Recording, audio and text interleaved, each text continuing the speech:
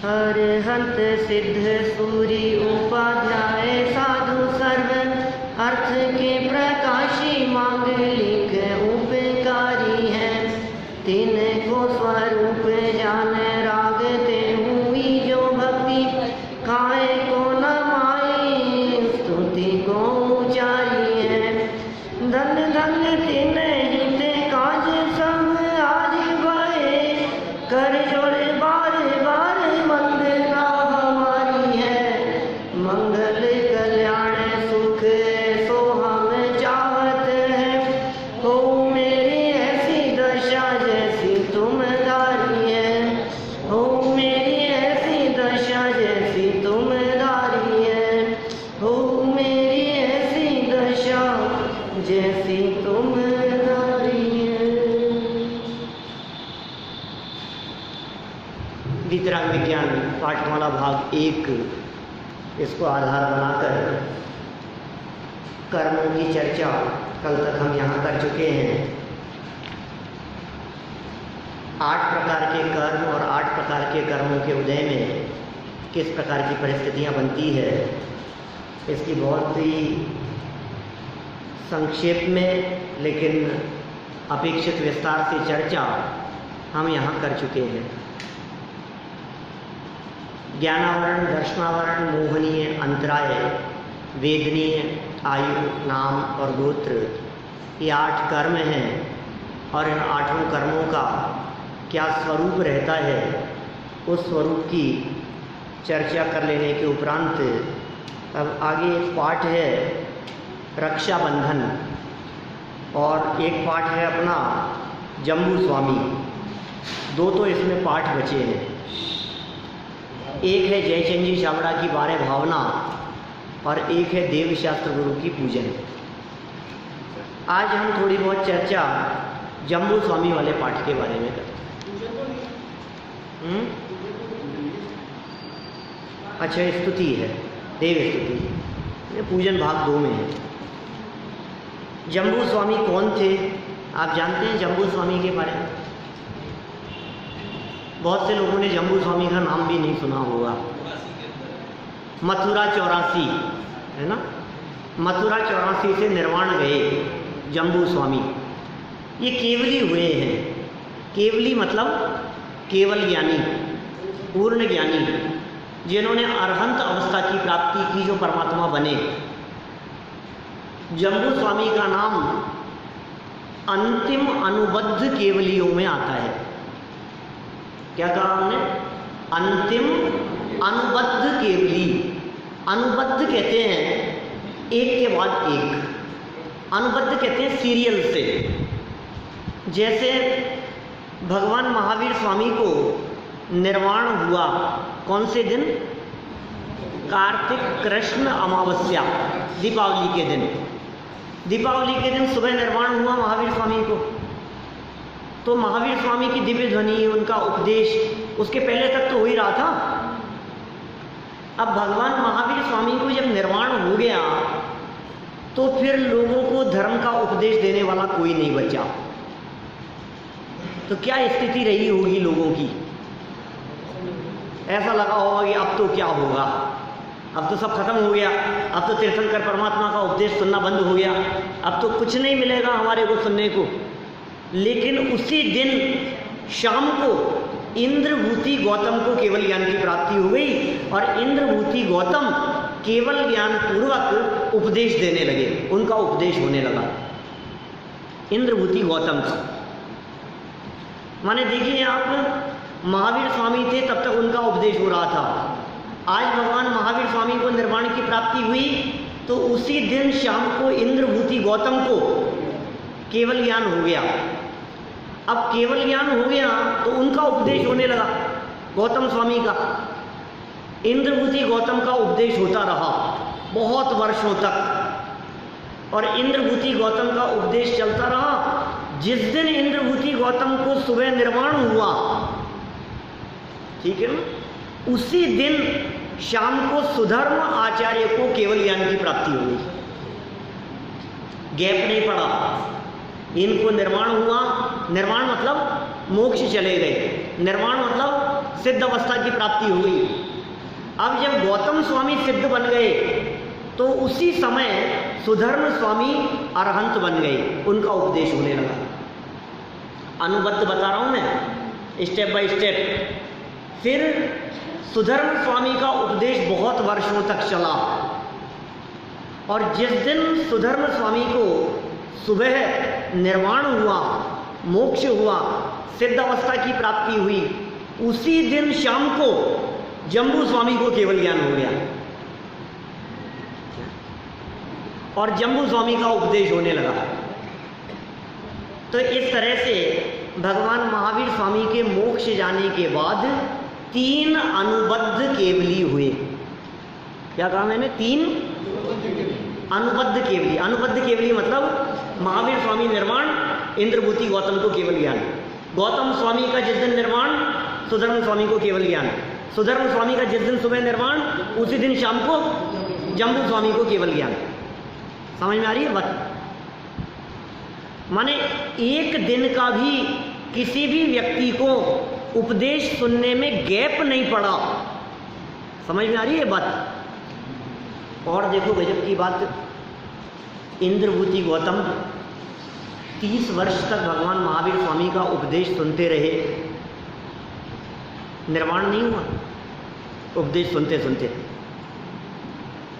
प्रथम श्रोता थे ना भगवान महावीर स्वामी के समूह शरण में, गणधर थे ना, प्रथम गणधर।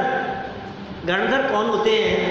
तीर्थंकर परमात्मा की दिव्य ध्वनि को सबसे ज़्यादा ग्रास्पिंग करने की पावर जिनमें होती है, मति ज्ञान, श्रुत ज्ञान, अवधि ज्ञान और मने पर्य ज्ञान जिनके होता है, वो होते हैं गणधर। 4 ज्ञान के धारी तो और भी हो सकते हैं, लेकिन गणधर एक पोस्ट है मुनिराजों में, सबसे ऊपर पोस्ट, आचार्यों के भी आचार्य वे होते हैं गणधर। गणधर की उपस्थिति के बिना तीर्थंकर परमात्मा का उपदेश नहीं होता। भगवान महावीर स्वामी का उपदेश नहीं हुआ था इंद्रभूति गौतम की उपस्थिति के बिना। ब्राह्मण थे, पूरी कहानी नहीं सुनाना चाहता हूँ, पहले कही थी मैंने सारी चर्चा। जिस दिन भगवान महावीर स्वामी को केवल ज्ञान हुआ था, उस दिन से लेकर 66 दिन तक उपदेश नहीं हुआ श्रावण जी, क्योंकि गणधर नहीं था। फिर इंद्रभूति गौतम जिस दिन उपस्थित हुए, इंद्रभूति गौतम ने दीक्षा ली, मुनि हो गए, मति श्रुत अवधि मने पर ये 4 ज्ञान के धारी हो गए, केवल ज्ञान की प्राप्ति कर ली, केवल ज्ञान की नहीं, गणधर हो गए, तो भगवान महावीर स्वामी का उपदेश होने लगा। भगवान महावीर स्वामी का 30 साल तक उपदेश हुआ। इस दौरान बहुत से जीव उपदेश सुनकर केवल ज्ञान प्राप्त कर गए और मोक्ष प्राप्त कर गए। इंद्रभूति को क्यों नहीं हुआ? इंद्रभूति को केवल ज्ञान क्यों नहीं हुआ? वे भगवान क्यों नहीं बने? और इधर तो भगवान महावीर स्वामी का निर्वाण हुआ और शाम को ही केवल ज्ञान हो गया, और 30 साल में हुआ नहीं। नहीं, जब तक पद है, क्या जब तक पद है, पोस्ट है, जिम्मेदारी है, सर पर वजन है, तब तक निर्वाण की प्राप्ति नहीं होती। इसलिए आपको ध्यान होगा, मैंने नमोकार मंत्र पर प्रवचन करते समय, भागवत भाग 1 पर चर्चा करते समय, पहले दूसरे प्रवचन में ही शायद इस तरह की बात कही है, तीसरे चौथे प्रवचन में होगी, चत्तारी मंगल पाठ के समय चर्चा की होगी कि आचार्य उपाध्याय और साधुओं में आचार्य और उपाध्याय से महान होते हैं साधु। क्या बात कर रहे हो आप? ये कैसी उल्टी उल्टी बातें कह रहे हो आप? हम तो ये समझते हैं आचार्य से महान होते हैं उपाध्याय, नहीं सॉरी, मुनिराज से महान होते हैं उपाध्याय और उपाध्यायों से महान होते हैं आचार्य। आचार्य तो संघ के नायक होते हैं, आचार्य तो सबसे श्रेष्ठ होते हैं, आचार्य तो पूरे संघ का संचालन करने वाले होते हैं। लेकिन सुनो भाई, आचार्य भले ही महान होते हों, लेकिन निर्वाण की प्राप्ति, मोक्ष की प्राप्ति वे सामान्य साधु कर सकते हैं, आचार्य नहीं। क्या बात कर रहे हो आप? इतनी बड़ी, अरे भाई जिम्मेदारी है, पूरे संघ का संचालन है, पूरे संघ को संभालना है, उनका पूरा निर्देशन है। 30 साल तक उनके पास में गणधर का पद था, और जैसे ही वो पद भार उतर गया क्या, और शाम को केवल ज्ञान की प्राप्ति हो गई, शाम को ही भगवान बन गए, अरहंत बन गए। कैसा पुरुषार्थ किया होगा उन्होंने, इंद्रभूति गौतम ने। चलो, गौतम स्वामी के बाद में सुधर्म स्वामी, और सुधर्म स्वामी के बाद में जम्बू स्वामी। जम्बू स्वामी के संबंध में अपने को चर्चा करनी है थोड़ी बहुत, आपका तो क्षेत्र है साहब, मथुरा 84 पूरे क्षेत्र का डेवलपमेंट आपके माध्यम से हुआ है, सर्वे सर्वाएँ वहाँ मथुरा 84 के छावड़ा जी संभालते हैं, वहाँ जाते रहते हैं। तो मथुरा 84 से जिन्होंने निर्वाण की प्राप्ति की, ऐसे जम्बू स्वामी ये अंतिम केवली नहीं, इस युग के अंतिम केवली नहीं थे आनंद जी, अंतिम अनुबद्ध केवली थे। क्या कहा हमने, फर्क समझ में आ रहा है? अंतिम केवली कौन थे? अंतिम केवली थे श्रीधर, कुंडलपुर है ना, दमोह बड़े बाबा, वहां से निर्वाण की प्राप्ति की है। किसने? श्रीधर नाम के केवली, वो अंतिम केवली हुए हैं। उनके बाद इस पंचम काल में कोई भी मोक्ष नहीं गया। पंचम काल में मोक्ष होता है कि नहीं होता है? जम्बू स्वामी पंचम काल में मोक्ष गए, बोलो। जम्बू स्वामी पंचम काल में मोक्ष गए हैं, सुधर्म स्वामी भी पंचम काल में मोक्ष गए हैं, और इंद्रभूति गौतम भी पंचम काल में मोक्ष गए हैं। भगवान महावीर स्वामी के मोक्ष जाने के बाद 8.5 महीने बाद, 3 वर्ष 8 महीने 15 दिन, उसके बाद पंचम काल शुरू हो गया था। 3 वर्ष 8 महीने और 15 दिन बाद पंचम काल शुरू हो गया था, और ये गए लगभग 12 वर्ष बाद में मोक्ष, इंद्रभूति गौतम। फिर सुधर्म स्वामी उसके बाद में गए, फिर जम्बू स्वामी उसके बाद में मोक्ष गए। ठीक है ना? चलिए, यहाँ हम बात कर रहे हैं, जो पाठ यहाँ लिखा गया है, ये पाठ किसके आधार पर लिखा गया? अनुबद्ध मतलब एक के बाद एक, अनुबद्ध माने गैप नहीं पड़ा। जैसे हम आपसे बात करें तो यहाँ अनुबद्ध विद्वानों में हमारा नाम है लगातार। टोडरमल जी की परंपरा में क्या अनुबद्ध विद्वानों में वर्तमान में अपना यहाँ प्रवचन चलता है। टोडरमल जी प्रवचन करते थे, सामने सभा में बैठ कर के लोग सुनते थे। फिर टोडरमल जी का स्वर्गवास हो गया, तो जिस दिन टोडरमल जी का स्वर्गवास हो गया तो फिर उसके बाद में सभा बंद हो गई होगी क्या? कि नहीं, दूसरे विद्वान बैठ गए, सभा चलने लगी। फिर क्या हुआ कि वो जो विद्वान थे दूसरे, कि उनको भी स्वर्गवास हो गया, तो फिर दूसरे बैठ गए, फिर और बैठ गए। ऐसे पिछले 350 साल में, क्या टोडरमल जी को हुए 350 साल हो गए, 350 साल में लगभग 25-30 विद्वानों ने यहाँ प्रवचन किए हैं। मैक्सिमम टाइम उन्होंने किए हैं, लगभग 40 साल उन्होंने प्रवचन किए, संतोष जी जानेरी जी ने यहाँ, और लगभग 50, 60, 70 साल करूँगा मैं यहाँ पर।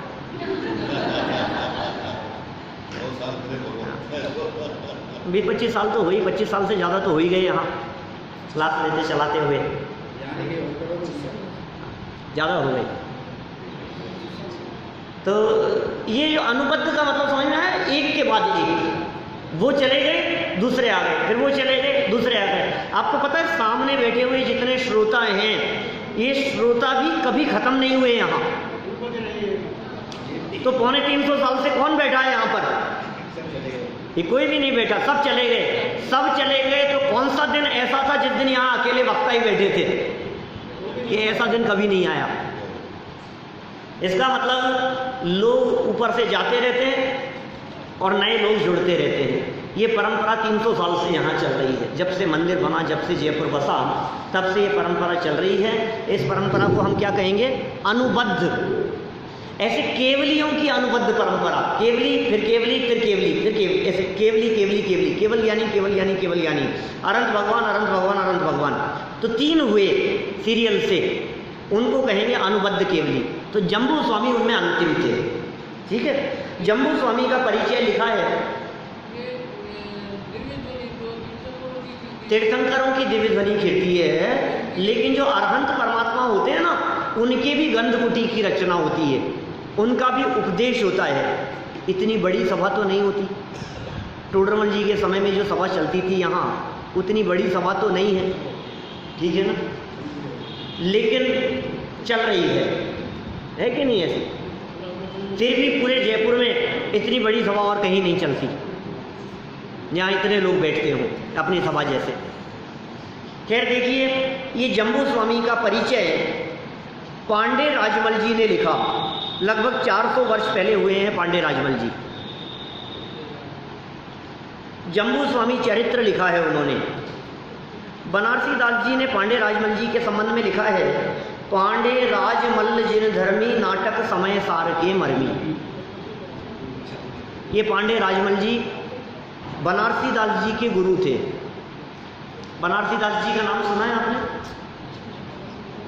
बनारसी दास जी ये व्यक्तित्व थे जो अकबर बादशाह के साथ में शतरंज खेलते थे। अकबर का नाम तो सुना है ना, राणा प्रताप का जिससे युद्ध हुआ था हल्दी घाटी, ऐसे अकबर बादशाह के साथ में रोजाना शतरंज खेलते थे बनारसी दास जी। और बनारसी दास जी बहुत विशिष्ट विद्वान थे अपने समय के, जैन समाज के बहुत प्रतिष्ठित विद्वान। नाटक समय सार बनारसी दास जी ने लिखा एक ग्रंथ, और 400 साल पहले उस जमाने की पोजीशन ये है कि जिस तरह से आज गली बाज़ारों में फिल्मी गाने गाते हुए गुनगुनाते हुए लोग दिखते हैं, इस तरह से गली मोहल्लों में चौराहों पर नाटक समय सार के छंद लोग गुनगुनाते रहते थे, बाज़ारों में घूमते चलते फिरते हुए लोग। ऐसी रचना थी उनकी, बनारसी दास जी की। उनके गुरु थे पांडे राजमल जी, जिन पांडे राजमल जी ने 17वीं शताब्दी के प्रारंभ में जम्बू स्वामी चरित्र लिखा, और उसके आधार से ये जम्बू स्वामी चरित्र की रचना हम यहाँ कर रहे हैं, चर्चा यहाँ कर रहे हैं। देखिए एक बार संक्षेप में पांडे राजमल जी का परिचय पढ़ देता हूँ, फिर जम्बू स्वामी की चर्चा प्रारंभ करेंगे। राजस्थान के जिन प्रमुख विद्वानों ने आत्म साधना के अनुरूप साहित्य साधना को अपना जीवन समर्पित किया है, उनमें पंडित राजमल जी का नाम विशेष रूप से उल्लेखनीय है। पांडे राजमल जी, पांडे राजमल जी, और एक दूसरे हुए ब्रह्मचारी रायमल जी। ब्रह्मचारी रायमल जी टोडरमल जी के समकालीन थे, और पांडे राजमल जी बनारसी दास जी से कुछ काल पहले, 10-50 वर्ष पहले हुए हैं। इनका प्रमुख निवास स्थान ढूंढाड़ प्रदेश का विराटनगर अलवर से पहले है ना, ये विराटनगर, और मातृभाषा ढूंढारी रही है। ये संस्कृत और प्राकृत भाषा के भी उच्च कोटि के विद्वान थे पांडे राजमल जी। ये 17वीं सदी के प्रमुख विद्वान बनारसी दास जी के पूर्वकालीन थे। इनका पहला ग्रंथ जम्बू स्वामी चरित्र संवत 1633 में पूर्ण हुआ था। 1633, अभी क्या चल रहा है? 2074 विक्रम संवत चल रहा है 2074, 2074, और ये है 1633। इसका मतलब लगभग हो गया, आप मान लीजिए 440, 450 वर्ष पहले, 450 साल पहले जम्बू स्वामी चरित्र लिखा उन्होंने। अतः इनका जन्म निश्चिततया 17वीं सदी के प्रारंभ में ही हुआ होगा, ठीक है। इनकी प्रतिमा बहुमुखी थी। ये कवि, टीकाकार, विद्वान और वक्ता सब एक साथ थे। इनकी कविता में काव्यत्व के साथ साथ अध्यात्म तथा गंभीर तत्वों का गूढ़ विवेचन है। इनके द्वारा रचित निम्नलिखित रचनाएं प्राप्त है: जम्बू स्वामी चरित्र, छंदो विद्या, अध्यात्म कमल मार्तंड, तत्वार सूत्र टीका पांडे राजमल जी की, समय सार कलश बालबोध टीका, और पंचाध्यायी। प्रस्तुत पाठ आपके द्वारा रचित जम्बू स्वामी चरित्र के आधार पर लिखा गया है। अब जम्बू स्वामी की चर्चा हम प्रारंभ करते हैं। कौन थे जम्बू स्वामी? कहाँ के रहने वाले थे? जम्बू स्वामी के माता पिता कौन थे, इनके जीवन की कौन सी प्रमुख घटनाएं हैं जो जगत के जीवों के लिए प्रेरणादायी है। देखिए,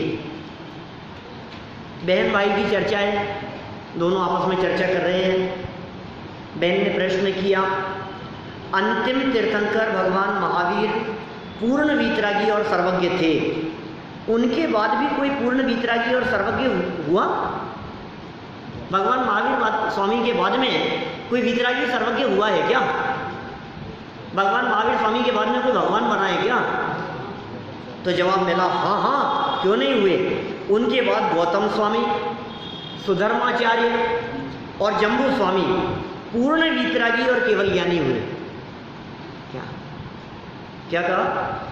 गौतम स्वामी, सुधर्म स्वामी और जम्बू स्वामी ये पूर्ण वीतरागी हुए हैं और केवल ज्ञानी हुए हैं। इस युग के अंतिम केवली जम्बू स्वामी ही हैं। अनुबद्ध केवली समझ लो, है ना। तो महावीर स्वामी के समान जम्बू स्वामी भी राजकुमार होंगे? नहीं बहन, वे तो राजगृह नगर के एक राजमान्य सेठ के पुत्र थे। उनके पिता का नाम अरहत दास था और माता का नाम जिनमती था। जम्बू कुमार का जन्म फाल्गुन की पूर्णिमा को हुआ था। 3 बातें आ गई याद रखने की दृष्टि से जम्बू स्वामी के बारे में। जम्बू स्वामी का जन्म कहाँ हुआ था? राजगिरी। राजगिरी जानते हैं कहाँ? शिखर जी के पास, गया के पास। भगवान महावीर स्वामी का समूल शरण जहाँ लगा था वहीं पास में, बिहार में। तो और राजगिरी में था। इनके पिता सेठ थे। पिता का नाम क्या था? अरहत दास। अरहत दास सेठ के पुत्र थे। माता का नाम क्या था? जिनमती इनकी माता थी, जम्बू स्वामी। और इनका जन्म कब हुआ था? फाल्गुन की पूर्णिमा को हुआ था। कौन सा दिन है फाल्गुन की पूर्णिमा का? कुछ याद आता है? होली का दिन, अष्टानिका का अंतिम दिन। कार्तिक फागुन साढ़ के अंत 8 दिन माही, नंदीश्वर सुर जाते हैं हम पूजे के ठाई। फाल्गुन की अष्टानिका जो अपने जनता कॉलोनी में मनाते हैं अपन, उस अष्टानिका के अंतिम दिन, पूर्णिमा के दिन, उस दिन इनका जन्म हुआ था जम्बू कुमार का। सेठ पुत्र थे। श्रेष्ठी पुत्र जम्बू कुमार का राजा श्रेणिक के दरबार में एवं तत्कालीन समाज में महत्वपूर्ण स्थान था। राजा श्रेणिक का शासनकाल चलता था उस समय। राजा थे श्रेणिक और बहुत महत्वपूर्ण स्थान था उनका राज दरबार में। नगर के अनेक श्रीमंत अपनी गुणवती कन्याओं की शादी जम्बू कुमार से करना चाहते थे तथा 4 कन्याओं की सगाई भी उनसे पक्की हो चुकी थी। पर अब देखो, इन्होंने कहा पर क्या? पर वे तो बचपन से ही वैराग्य रस में पगे हुए थे। पगे हुए मतलब लीन। पग शब्द का अर्थ होता है लीन। पगे हैं, ऐसे पूजाओं में पंक्तियां मिलती। पगे हुए मतलब लीन थे, वैराग्य रस में लीन थे। संसार शरीर भोगों से विरक्ति थी। विषय भोगों में रस नहीं आता था उनको। जगत का स्वरूप उन्हें जंजाल जैसा लगता था। पंचेंद्रीय विषय भोग उन्हें विष समान लगते थे। ये विषय विष समान उनको लगते थे। इसमें कहीं भी उनको आनंद नहीं दिखाई देता था। उनका मन तो आत्मा के अनंत अतीन्द्रिय आनंद के लिए तड़प रहा था। अतः उन्होंने शादी करने से साफ इनकार कर दिया। मैं नहीं करूँगा शादी, शादी वादी नहीं करनी है, संसार में उलझना नहीं है, जंजाल में फंसना नहीं है। जम्बू स्वामी ने मना कर दिया। बहन इनकार कर दिया, पक्की सगाई तोड़ दी, विवाह नहीं किया। 4 कन्याओं से उनकी सगाई पक्की हो गई थी ना, तो सगाई तोड़ दी उन्होंने, शादी नहीं की उन्होंने। देखो, वे तो यही चाहते थे कि शादी ना हो, विवाह न करूं। पर जब कन्याओं ने यह समाचार सुना तो वे भी बोली कि यदि शादी होगी तो जम्बू कुमार से, अन्यथा नहीं। अब क्या है बोलो। 4 जो लड़कियां थी उन चारों ने भी ये कहा कि हम तो शादी करेंगे तो जम्बू कुमार से ही करेंगे। आपको पता है जम्बू कुमार, जम्बू स्वामी कामदेव थे, आपको मालूम? जम्बू स्वामी कामदेव थे, अंतिम कामदेव थे जम्बू स्वामी। कामदेव जानते हैं कौन होते हैं? सर्वांग सुंदर, जिनसे सुंदर इस पूरे लोक में कोई ना हो, वे होते हैं कामदेव। जम्बू स्वामी कामदेव जैसे सुंदर थे, अत्यंत सुंदर रूपवान। तो वे चारों कन्याएं भी जिनकी सगाई पक्की हो गई थी, उन्होंने कहा हम तो शादी करेंगे तो जम्बू कुमार से ही करेंगे और किसी से शादी नहीं करेंगे। फिर क्या हो सकता था? फिर क्या? चारों लड़कियों के माता पिता और जम्बू कुमार के माता पिता ने अति आग्रह किया कि चाहे तुम बाद में दीक्षा ले लेना, पर शादी से इनकार न करो। सब जानते थे, माता पिता जानते ही हैं कि एक बार इसकी शादी कर दो क्या, फिर ये चक्कर में फंस जाएगा, फिर ये उलझ जाएगा। और एक नहीं, चार कन्याएं अत्यंत सुंदर रूपवान, उनसे जब शादी होगी तो फिर क्या दीक्षा लेगा, सब भूल भाल जाएगा। तो एक बार आग्रह किया जम्बू स्वामी के माता पिता ने भी, चारों कन्याओं के माता पिता ने भी, और कन्याओं का आग्रह तो था ही, अत्यंत आग्रह किया कि तुझे दीक्षा ही लेना है ना, तेरे को वैराग्य हो गया है ना, तू घर गृहस्थी छोड़ना चाहता है ना, तो संत मुनि बनना चाहता है ना, बन जाना, कोई बात नहीं, लेकिन एक बार हमारे कहने से शादी कर ले, फिर तेरे जचे जो करना बाद में, कोई बात नहीं।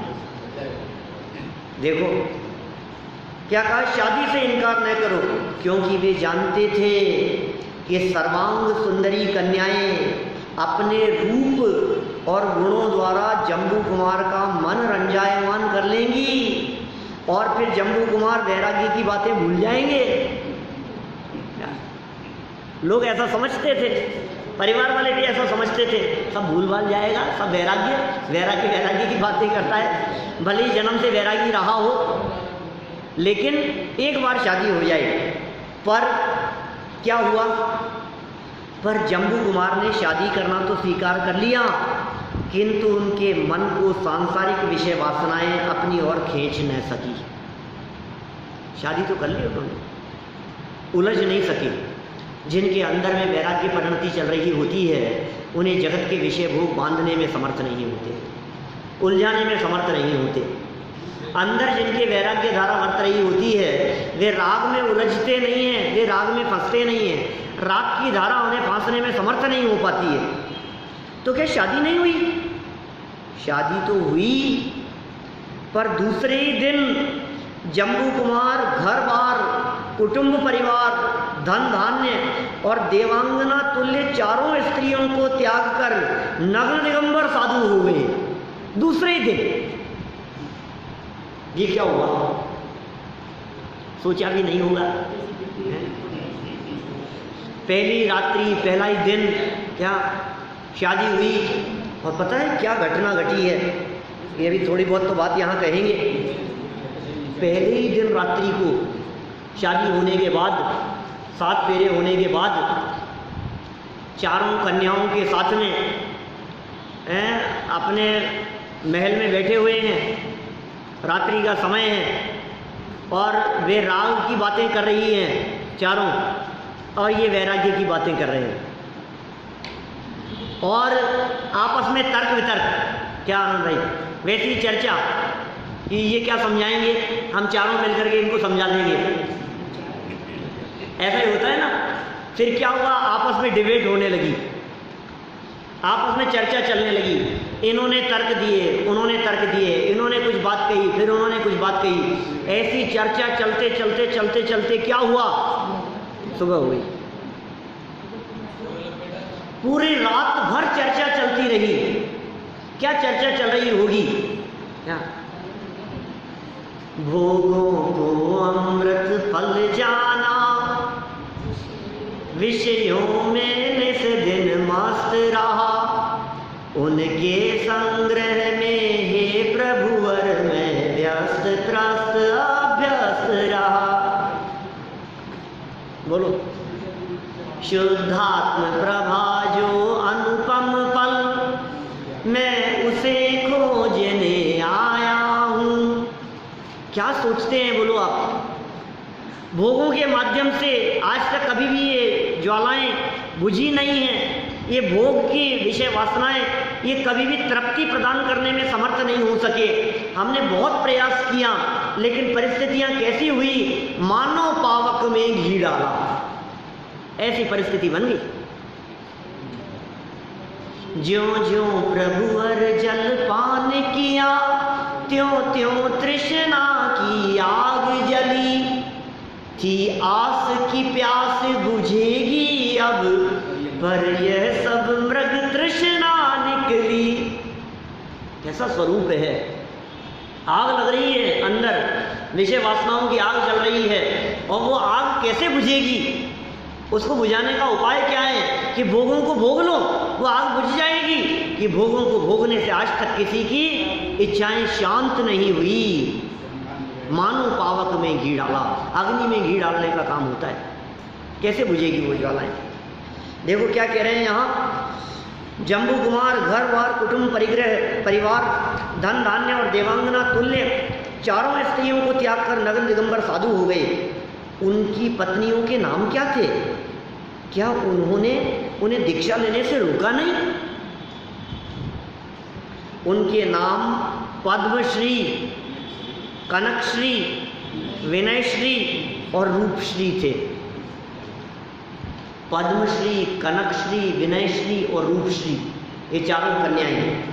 उन्होंने अपने हाव भाव, रूप लावण्य, सेवा भाव और बुद्धि चतुराई से पूरा प्रयत्न किया, पर आत्मानंद में मग्न रहने के अभिलाषी जम्बू कुमार के मन को वे विचलित न कर सकी, विचलित करने में समर्थ नहीं हो सकी।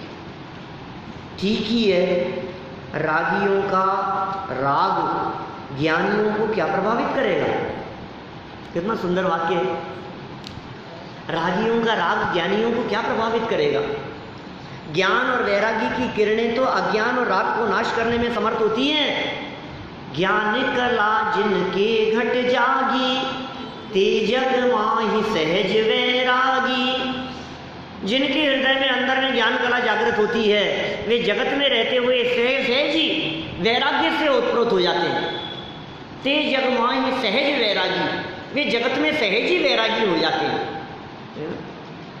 तो ज्ञान और वैराग्य की किरणें जहाँ जागृत होगी, वहाँ अज्ञान का और राग का सहज ही नाश हो जाता है। ठीक कहती हो बहन, उनके ज्ञान और वैराग्य का प्रभाव तो उस विद्युतचर नामक चोर पर भी पड़ा, जो उसी रात जम्बू कुमार के मकान में चोरी करने आया था। लेकिन जम्बू कुमार तथा उनकी नव परिणता स्त्रियों की चर्चा को सुनकर तथा उन कुमार की वैराग्य परिणति देख उनके साथी मुनि हो गए। क्या क्या घटना घटी, क्या बोलो? वो चोरी करने के लिए आया था। आज तो इनके यहाँ शादी हुई है, माल आया है, सेठ जी के यहाँ शादी हुई है, और चारों कन्याएं अत्यंत रूपवान, वो भी सेठ की कन्याएं हैं। खूब माल आया होगा, धन आया होगा, चोरी करने के भाव से आया था। विद्युतचर उस चोर का नाम था। 700 चोरों का ग्रुप था उसका, बहुत बड़ा ग्रुप था उस चोर का। चोरी करने की भावना से आया था, और मन में ये था कि शादी विवाह की थकान में थकार करके सब सो जाएंगे थोड़ी देर में, और खिड़की के बाहर खड़ा होकर के इंतजार कर रहा था कि अभी तो अंदर से आवाज़ें आ रही है। क्या 10 मिनट हो गई, 15 मिनट हो गई, आवाज़ ही बंद नहीं हो रही है। उसने कान लगा के सुनना शुरू किया कि कर क्या रहे हैं, आखिर ये बातें क्या कर रहे हैं ऐसी क्या। और उसने कान लगा करके सुनना शुरू किया, तो सुनते सुनते उसका मन लग गया, और ऐसा मन लगा कि रात भर खिड़की के कान लगा करके सुनता रहा। क्या रात भर सुनता रहा, और जम्बू स्वामी की, जम्बू कुमार की बात को सुनकर, जम्बू स्वामी तो वैरागी थी, उनकी चारों पत्नियों का भी परिणाम बदल गया, और प्रातःकाल उन्होंने दीक्षा का परिणाम बना लिया। और उनकी वैराग्य परिणति को देखकर ये विद्युत चोर भी मुनि हो गया समय। और ये तो हुआ ही, इसके साथ के जो चोर थे इसने समझाया, और सारे चोरों ने दीक्षा ले ली, अब दिगंबर मुनि हो गए। कि कैसा जीवन हो जाता है। एक बार पॉइंट समझ में आने की देर है एक बार कड़ी बैठने की देर है, हमारे दिमाग में अभी तक ये कड़ी बैठी नहीं है। अरे अंदर में स्वभाव का आनंद जैसे आता है, वस्तु स्वरूप को जो पहचानते हैं, आत्मा के अतीन्द्रिय आनंद का जो रसास्वादन करते हैं, उन्हें जगत के विषय भोगों के आनंद फिर कुछ दिखाई नहीं देते। फिर ये बाहर के भोग, ये विषय भोग की सामग्रियाँ, ये किसी भी जगत के जीव को आकर्षित करने में समर्थ नहीं होती। एक बार वो रस चख ले में अंदर का, चखो तो सही एक बार। रसनी रस हो जात तत्क्षण, अक्ष विषय न सुहावे, जब निज आत्म अनुभव आवे। जब निज आत्मा का अनुभव आता है तब और कुछ भी नहीं सुहाता है। क्या चर्चाएं चलती होगी, क्या तर्क वितर्क होते होंगे, आप तर्क दो, समझाओ, कैसा समझ में आती है, बैठती है बात। हमारे मुनिराजों का जो स्वरूप है वो ऐसा ही है। हे गुरुवर शाश्वत सुख दर्शक, यह नग्न स्वरूप तुम्हारा है, जग की नश्वरता का सच्चा दिग्दर्शन करने वाला है। हमें जिन जिन भोगों में आनंद आता है, जिन जिन खाने पीने में, घूमने फिरने में, मौज मस्ती में, जहाँ जहाँ हमारे को आनंद आता है, वो आनंद टेम्परेरी आनंद है। आपको टेम्परेरी आनंद चाहिए या परमानेंट आनंद चाहिए? आपको कैसा सुख चाहिए बताइए? यदि आपको परमानेंट सुख चाहिए तो परमानेंट सुख बाहर में नहीं मिलेगा, परमानेंट सुख अंदर में मिलेगा। खाने में सुख नहीं है। लड्डू खाने में मज़ा आता है कि रबड़ी खाने में मज़ा आता है? मक्खन बड़े खाने में मज़ा आता है कि घेवर खाने में आनंद आता है? खीर खाएं कि बादाम का हलवा खाएं? कि ये जो मज़ा आ रहा है ना, आज तो मौसम थोड़ा सा ठंडा लग रहा है, पकौड़ियाँ बनवा लें। ये जो मज़ा आता है हमारे को, ये मज़ा कितनी देर का है, कितना क्षणिक है। भोगते भोगते ही, खाते खाते ही, 2-5 मिनट में, 10 मिनट में, 15 मिनट में ही बस यार बहुत हो गया, अब नहीं चलेगा। क्या बात कर रहे हो आप? ऐसा स्वरूप है। और उन कन्याओं का क्या हुआ? उन्होंने भी अपनी दृष्टि को विषय कषाय से हटाकर वैरागी की तरफ मोड़ा और वे दीक्षा लेकर अर्चिकाएँ हो गई। चारों पत्नियाँ भी कहाँ तो समझाने के लिए आई थी। कैसी रात्रि मनाई होगी उन्होंने, कैसा काल बीता होगा।